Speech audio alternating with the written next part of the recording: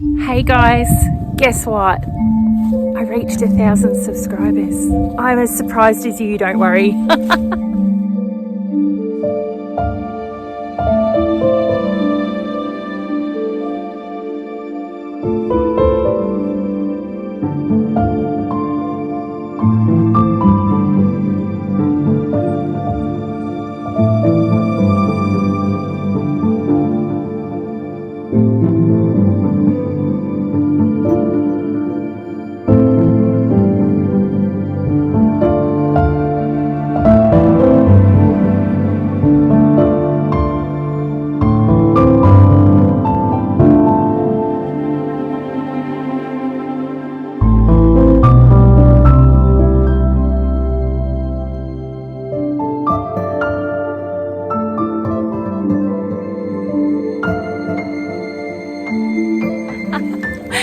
Well guys, thank you so much. I am just so honoured and blessed to have you guys as part of this journey with me. All of this wouldn't be possible without your love and support and encouragement. So from me, I just want to say a huge thank you to every single one of you who have subscribed, who have encouraged me, left comments, shared my videos out. I am so grateful to each of you, and you are all here with me, and it's just been a real honour to share this with you, and I hope you'll stick with me for a little bit longer yet. You got another dead thing. Bring it here. Sadie. Thank you. Bring it here. Oh. Hey guys, I'm here with some of my friends. I've got foods, that's why they're my friends right now. Hello.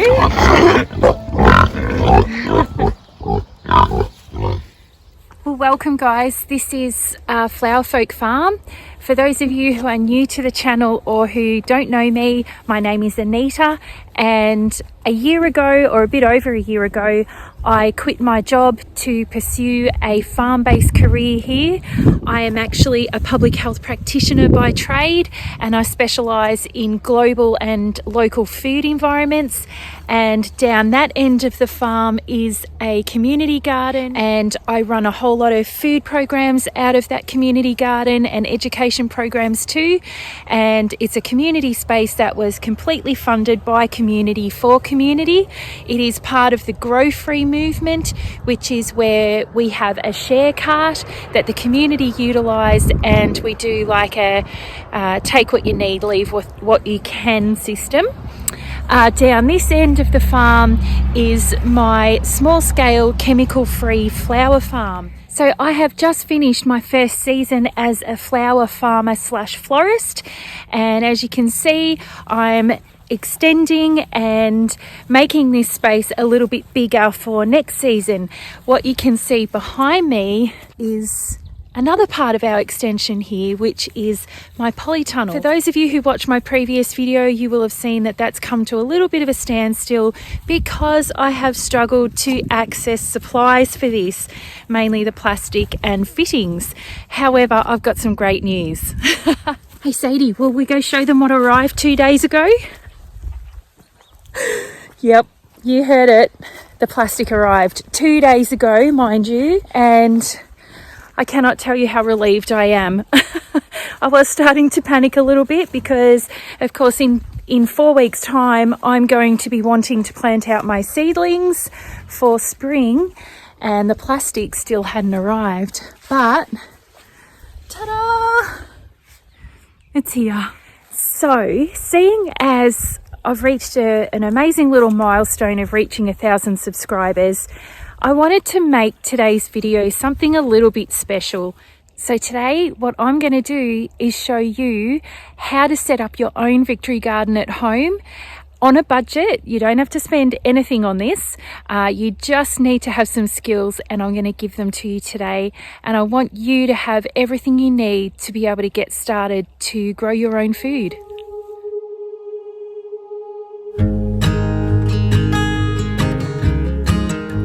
So it's literally only going to take 5 steps, and I'm going to take you through it really quickly today. Obviously, I run workshops on this, and I would spend about 2 hours with people doing this. So it's not going to be as in-depth as a workshop that I would normally run, but you're going to walk away with the skills to get you started. So I can't think of a better place to start than down here in the community garden. Now, for those of you who don't have access to a garden patch yourself at home, or you don't have the room, or you don't have a community garden like this, don't worry, because you can grow in pots. We grow potatoes, we grow pretty much everything in these, and they're very versatile. So you can do the same thing that I'm going to show you today in pots. Okay, so the very first thing you need to do is choose your location carefully where you're going to set up your garden plot. Try and pick a spot that is well away from large trees or gums like that, because the root systems will impact the nutrients that are in the soil.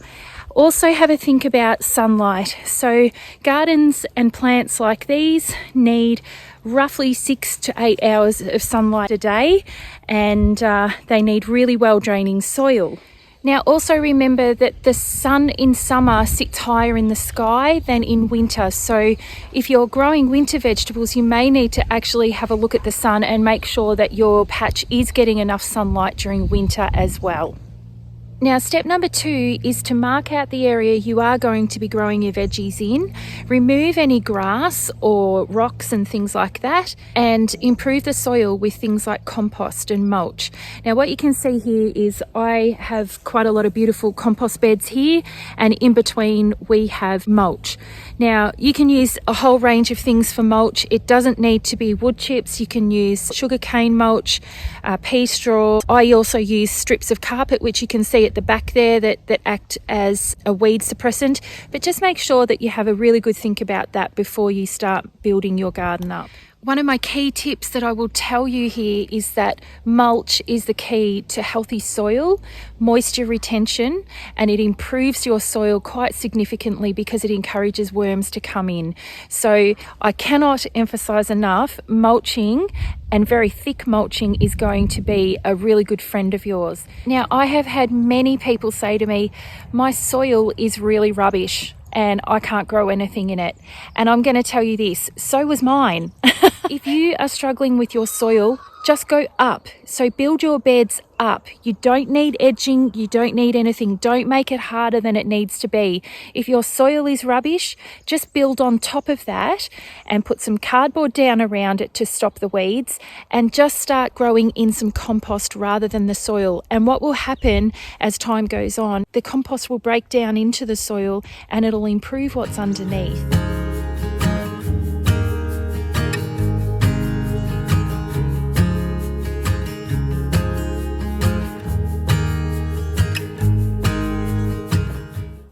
Okay, so step number 3 is to grow for your climate. Now, I live in a temperate area, and right now in Victoria, Australia, it is winter. So I am growing things like these beautiful mustard greens. But what I want to encourage you to think about is seasonal growing. So you can go to the supermarket and get whatever you want, whenever you want, at any time of the year. However, that is actually not how nature works. We have seasonal food that grows in particular climates and seasons. The minute we start to force nature or try and make it work for us and try and dictate what should be growing when, that's when we start to have frustrations and stress, and we also start to lose some of our plants. That can be really discouraging. So it's really important to understand that there are transitional periods between seasons, and that's okay. And that's where we can develop skills as gardeners to start to understand the signs and be able to observe when would be the best time to plant your seedlings. Okay guys, I'm bringing you into my little hothouse here that I've been using now for 12 months, which I have outgrown, as you know. Okay, so step number 4 is how to get seedlings started in your garden. So I like to seed save, and I don't have time to go into all of the details of how to seed save in today's video, but I hope you'll go away and research how to do that for yourself.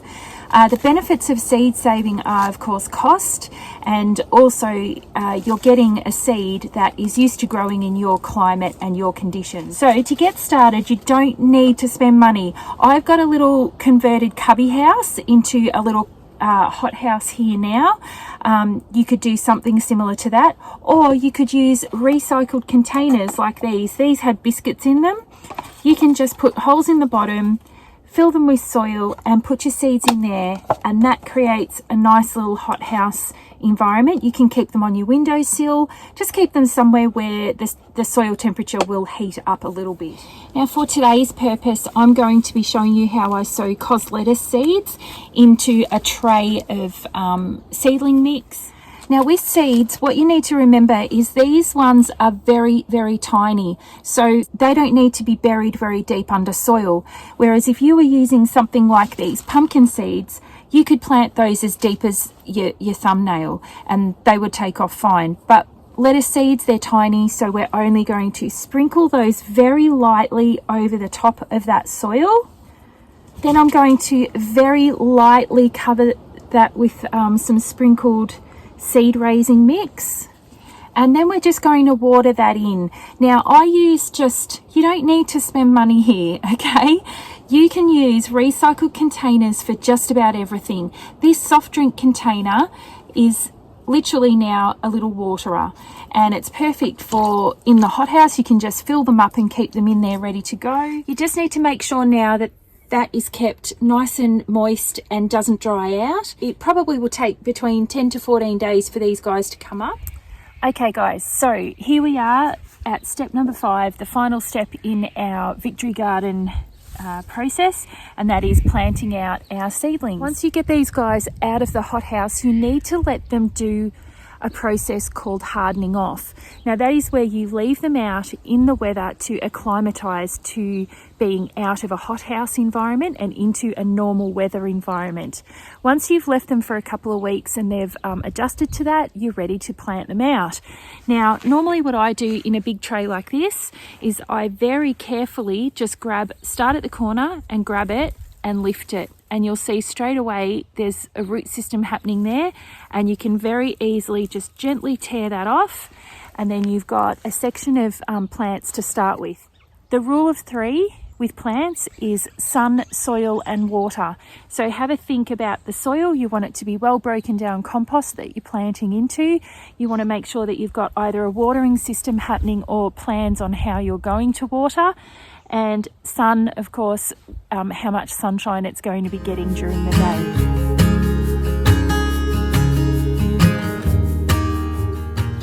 Now also, don't forget to give them a good water in so that the roots don't go into any sort of shock.